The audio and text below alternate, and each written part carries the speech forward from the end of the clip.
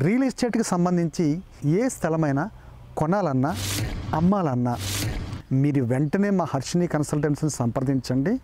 మీకు కావాల్సిన స్థలాన్ని కొనుగోలు చేయండి. M3M Hurun India rich list 2025 14వ ఎడిషన్ తాజాగా విడుదల కాగా దేశంలోనే అత్యంత సంపన్నుల జాబితా వెలుగులోకి వచ్చింది. ఎప్పటిలాగే ముఖేష్ అంబానీ కుటుంబమే టాప్లో నిలువగా 31 ఏళ్ల వయసు కలిగిన ఓ యువ భారతీయుడు కూడా అపర కుబేరుడిగా నిలిచి అందరినీ ఆశ్చర్యపరిచారు. ముఖ్యంగా చెన్నైకి చెందిన అరవింద్ శ్రీనివాస్ కృత్రిమ మేధస్ AI రంగంలో తనదైన ముద్ర వేసి M3M Hurun rich India list 2025లో దేశంలోనే అత్యంత పిన్న వయస్కుడైన బిలియనీర్గా స్థానం సంపాదించారు. పెర్ప్లెక్సిటీ అనే AI స్టార్టప్ వ్యవస్థాపకుడు CEO అయిన శ్రీనివాస్ నికర సంపద అంచనా విలువ సుమారు 21,190 కోట్లు. 1994 జూన్ 7న తమిళనాడులోని చెన్నైలో జన్మించిన శ్రీనివాస్కు చిన్నప్పటి నుంచే సైన్స్పై తీవ్ర ఆసక్తి ఉండేది. IIT మద్రాసులో చదువుతున్నప్పుడే ఆయన రెయిన్ఫోర్స్మెంట్ లెర్నింగ్, అడ్వాన్స్డ్ రెయిన్ఫోర్స్మెంట్ లెర్నింగ్పై కోర్సులను కూడా బోధించారు.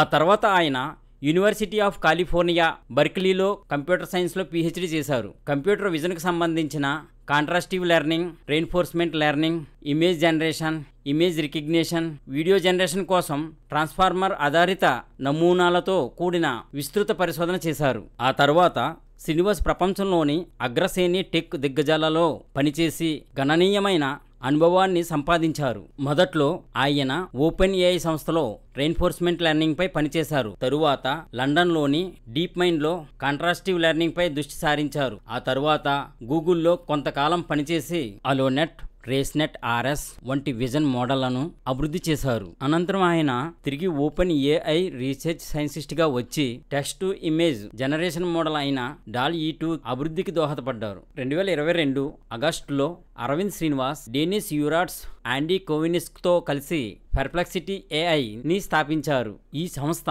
AI ఆధారిత చాట్, సెర్చ్ ఇంజిన్, GPT-3 వంటి నమూనాలను ఉపయోగించి వినియోగదారుల ప్రశ్నలకు వేగవంతమైన, ఖచ్చితమైన, విశ్వసనీయమైన సమాధానాలను అందించే లక్ష్యంతో పనిచేస్తుంది. 2023 జనవరి నుంచి Srinivas 11 labs, text to speech platform, Suno, text to music tools వంటి ఆశాజనకమైన AI స్టార్టప్లలో ఏంజల్ ఇన్వెస్టర్గా పెట్టుబడులు పెడుతున్నారు.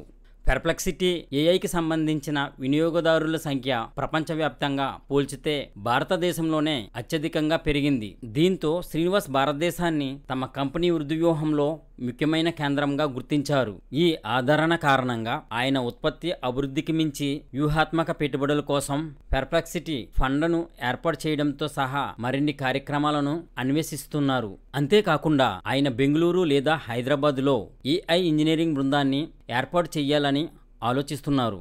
ఇది మాత్రమే కాకుండా ప్రయాణం, షాపింగ్, విద్య, ఆరోగ్య సంరక్షణ రంగాలలో భాగస్వామ్యాల కోసం కూడా ఆయన ఆసక్తి చూపుతున్నారు.